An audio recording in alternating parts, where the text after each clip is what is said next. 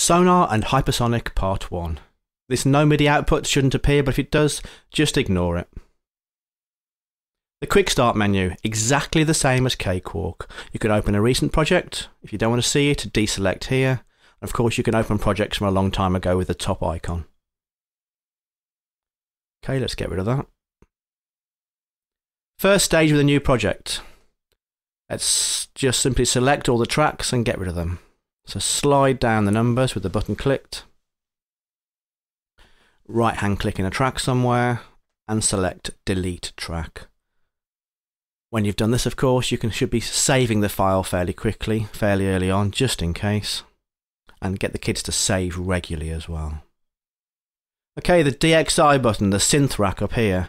Click on it and a little pop-up where you can insert DXI. Click on there, down to the bottom, and there's Steinberg Hypersonic. Click again. Take about 5-10 seconds to install. And there it is with the two tracks, the first starter tracks. Let's have a look at those tracks in a bit more detail. Just drag them down. The top track, this is your audio track where the sound comes out of Hypersonic. Just completely ignore it. That's just there so you do get sound. The second track, the MIDI track, is the one you're going to be using. There it is linked to Hypersonic. Select a channel as well. Channel 1 would be a good starting point. You're now linked into Hypersonic Channel 1. Let's open Hypersonic up. Double click. And there we are. Channel 1 at the top is our channel because we're linked in. There it is. Look, number 1. Linked into number 1 down there. Then the right hand side of Hypersonic, we can actually select our sounds. Use the scroll bar to go up and down. Lots of folders here. We'll click on the grand piano folder, double click on it. It opens up with a great choice of sounds. Choose number 1, natural grand piano. And there it is on the left hand side on channel 1. You can use the piano keyboard at the bottom of Hypersonic to actually preview your sounds if you want to, or use your normal MIDI keyboard.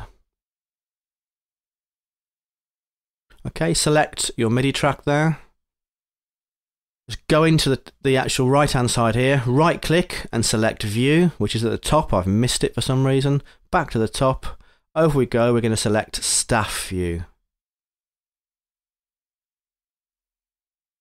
And there's our staff view. Make it bigger or smaller with the magnifier there. Nice and simple, just drag it up and down. Draw a few notes in.